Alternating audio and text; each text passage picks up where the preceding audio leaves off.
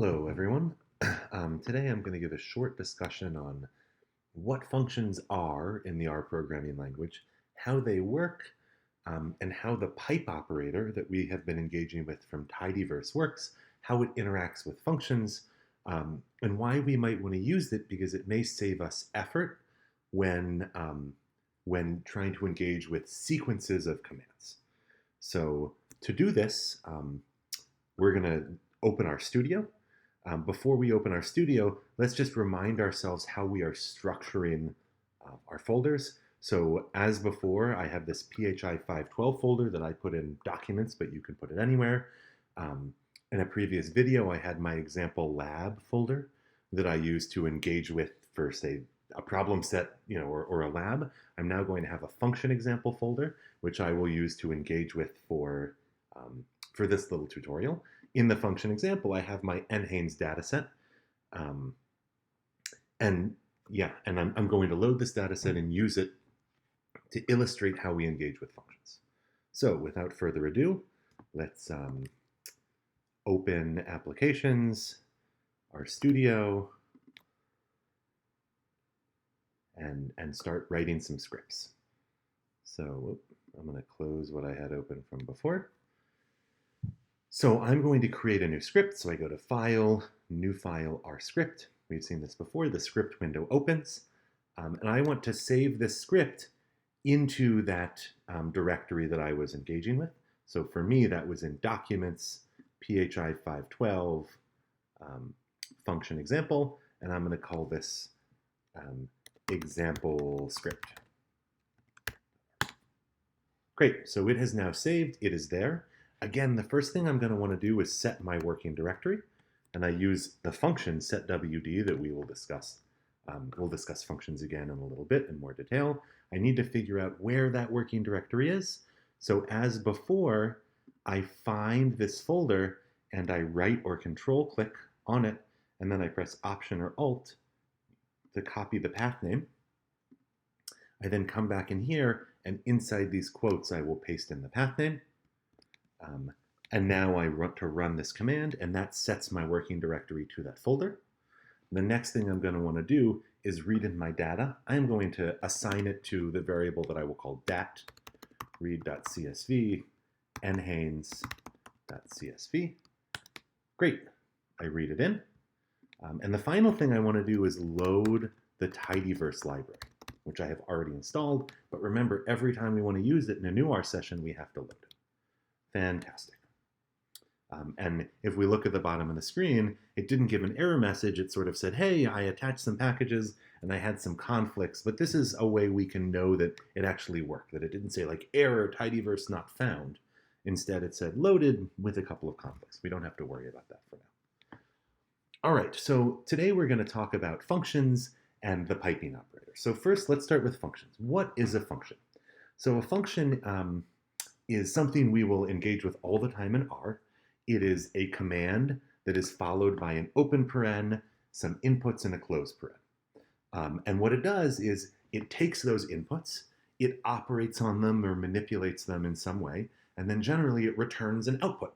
And sometimes we will assign that output to a new object, and sometimes we will just look at that output on our screen. So what is a simple example of a function? So dim is a function. It is followed by parentheses, and in the parentheses we have the one input to dim, which is a data object, a data matrix or data frame. And in this case, I'm going to use dat, the NHANES data that we want to engage with. And when I run this line, what does dim do? It takes in a data set and it outputs two numbers, the number of rows in the data set, 500 in this case, and the number of columns, 15. So different functions expect different types of inputs. This function expected only one input and give different types of outputs. This function expected one input and gave two numbers as the output, or a vector of length 2 as the output. Names is another function. We can say names, open paren, dat, close paren. Names, again, is a function that expects one input. When we run it, we see this output is a vector of these sequences of characters. So the first is ID, the second is age. And what it does is, again, names is a function that takes in as input, that takes in as input a data set and then outputs the names of the columns of that data set. So excellent. So we see it output at this as a vector, and the vector is length 15. So some functions, again, take one input. Some functions require more than one input. So let's look at a function that requires more than one input now. So there is a function called filter that we have looked at before. Filter is a function that expects two inputs generally. The first input is a data set. In this case, we will input dat. And the second function is this sort of condition. So what filter does, it takes a data set and it finds a subset of that data corresponding to some specified condition. So for the second input, we might say age greater than or equal to 50. And so what this will do is it will look through dat, find all of the rows with age greater than or equal to 50, and it will only choose those rows and then return, spit out, in this case to the screen, that subset of the data that only includes those people. So if we run it, oh, okay, well, it spit out a ton of stuff, right? Because it's spitting out a data set. And what we would be able to see if we sort of counted the number of rows, although it doesn't output all of them, is that it's not outputting 500 rows. So often we don't really want to filter our data and then spit that out to the screen. We want to filter it and then assign the output to a variable, right? We want to sort of catch it in an object so that we can engage with it later. So I will call this dat over 50. So this is, right, it's the subset of our data that have age over 50. So again, I write that name, I write the assignment operator, I run it, and now we see on the right-hand side we get a new object. And this object we see has 223 rows and 15 variables. And if we look at, for example, the age, dat over 50 $age, remember $sign is a way we look at a single column from a data set, right? We see that all of these ages are greater than or equal to 50. Great. So again, as a reminder, filter was a function. We can tell that from these parentheses. It had two inputs. The inputs are separated by a comma. So the first input is a data set. And the second input is sort of this conditional statement saying we would like to only choose rows with the age variable. Age is one of the columns of dat, with the age variable greater than or equal to 50. So excellent. So often what we do when we write analyses is that we have sequences of functions that we apply to objects and use those to create new objects. Let's imagine now, rather than just looking at people in the data set over the age of 50, we want to, in addition, look at people over the age of 50 who have sex identified as female. So in that case, what would we do? Well, we could take this new object that already subset the data set and look for people over 50, and we can further subset this to only look for people with sex identified as female. So again, we would use maybe our filter command again. We would now, rather than putting dat in, we put dat over 50 in, right? Because we want to further subset. And now our conditional statement is maybe sex now double equals, again, for this sort of testing. And then female, remember with, it should be a capital F, because in this case, if we look, for example, at dat over 50 sex, if we just output this, we see that the sexes, people are identified as either male sex or female sex, but the M in male is capitalized and the F in female is capitalized. So going back, this statement will take our subset of the data with 223 rather than the original 500 observations, and it will further subset it. And we could run this, and again, okay, it did it and it output the sort of the subset of the data to the screen. We don't want to do that. We want to assign it to an object that we can then manipulate further. So we might say, okay, dat over 50 female. Right, now if we look at this line, on the right hand we have that filter command, on the left hand we have the object we want to save it. And now we can run this command. Right, and I guess it's maybe hard to see the variable names because This is trimmed on the right-hand side, but you can see there's that sort of dot, dot, dot saying, hey, there's this new object. And in fact, it now has 122 rows. And if we look at this object, for example, and looked at sex, we should see only people identified as the female sex. Great. So the last thing we might want to do is, let's remind ourselves what variables are in this data set. So let's imagine here we wanted to look at the average or a histogram of the blood pressure of these people. So then we could say hist, and then we might want to indicate that this is the data set we want to use, and then BP cis, and then HG. Right, and now we get to see this histogram of blood pressures for only people with sex identified as female who are greater than or equal to the age of 50. And what you notice when you look at this sort of snippet of code is that I had to create a lot of intermediate objects to do this. I took my original dat object, and then I filtered it, and then I filtered that new object that I created, and then I created a new object, and I ran the histogram command on that. And so this will totally work, and this is how we would do this without using what are called pipes. As a reminder, hist is another function that takes in as input a numeric vector, and then outputs that histogram on the bottom right. So again, we're running sequences of functions, and for a number of them, we created intermediate objects. Okay, so now let's pause for a second and talk about what piping is doing. So the pipe operator looks like this, % greater than %. And all that the pipe operator does is it takes, you have one thing on the left-hand side of the pipe and then a different thing on the right-hand side of the pipe. On the left-hand side, you have sort of an object, often a data set, and on the right-hand side, you have a function. And what the pipe does is it takes the thing on the left-hand side and puts it into the parentheses of the function on the right-hand side as the first input. So here, dat pipe dim, right? We can see that returns 515. That is doing exactly this, dim dat. Perfect. Often, you don't just use piping when you have a function that expects one input. Often it is used when you have a function that expects multiple inputs. But let's just give another example of this, using an object on the left, a data set, and piping it into a function on the right that expects a single input.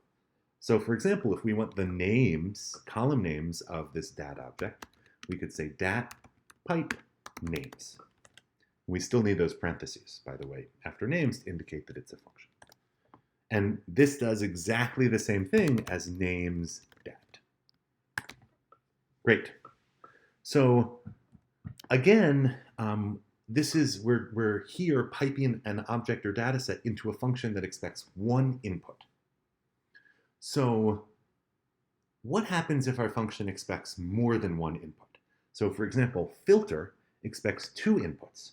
The first input is the data object, whatever we want it to be, and the second input is sort of the conditional statement that we're using to filter our data. So again, the pipe operator takes the thing on the left and puts it in as the first input of the thing on the right.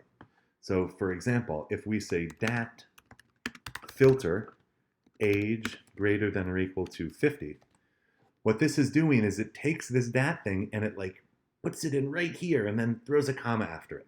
So if we run this line, it's going to output something, and it's again it's this data frame, and that is actually exactly the same as saying filter dat comma age greater than or equal to 50, because again dat got stuck in right here in front of age greater than or equal to 50.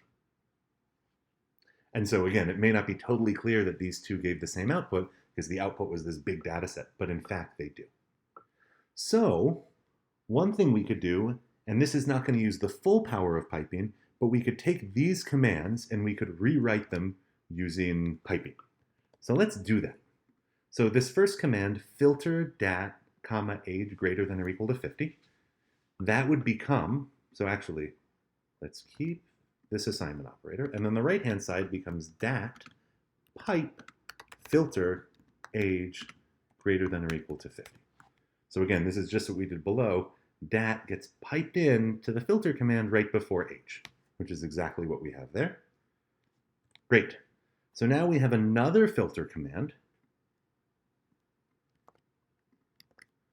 right? So again, filter, the first input is dat over 50, and the second input is this conditional, right? And again, what does this do? This takes this data set and filters it out to only keep people who have sex identified as female. So how do we do this with piping? We take this thing, dat over 50, and we now want to pipe that into our filter command with sex equals female. So again, let's look at this and remind ourselves what it's doing, this part of the statement. It takes this object and it puts it in as the first input to filter. So this is the same as saying filter dat over 50, comma, sex equals female, which is exactly what we have in this line up here. Great. Okay. So now the final line, again, we could run it as it is, or we could say, okay, here we're running hist on one input, and we could do this with piping, and we could say, take this and pipe it into the hist. And so if we run these three commands, okay, so something a little funny happens, which is, excuse me, we lost the variable names, but the plot is still the same. So yes, and generally when you make a histogram, you don't want it to automatically generate the variable names. As we saw up here, we got totally crazy variable names. So we might want to actually use what are called optional inputs to change the title and change the x-axis label so that they're reasonable. All right. Before moving forward, again, this was one example of using piping, but it didn't use all of the power of piping. I want to mention one other function. So there's a function called poll, and this function, like filter, expects two inputs. The first input is a data set, right? In this case, maybe we could use dat. And the second input is the name of a column. For example, BP cis MMHG. And if we run this, what it will do is it will try to grab this column, whatever we have here, out of this data set. And hopefully you've chosen a column that you actually have in the data set. Otherwise, it's going to say like null or something.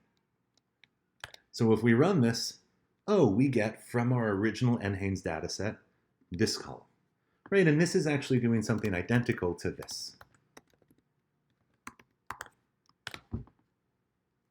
So how would we engage with this using piping? Well, we could say, okay, we want dat to be the first input, and we want BP underscore cis underscore MMHD to be the second. So why don't we say dat, pipe that into poll, BP SYS MMHG.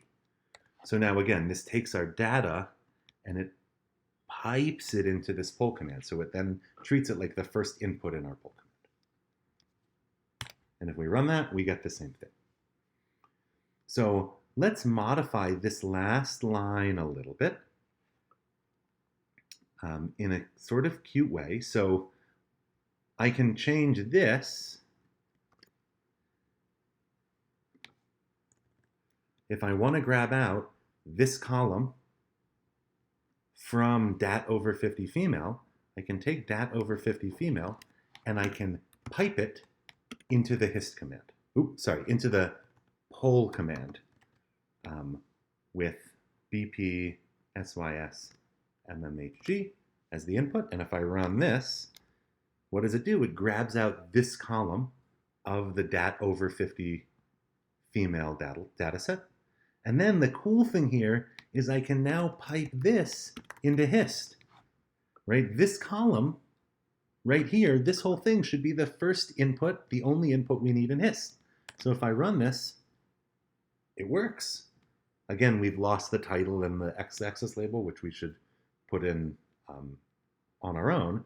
But so we have now, on this last line, built a sequence of commands. First, we take our data set, then we pull out a single column, and we take that output, and then we put that into hist.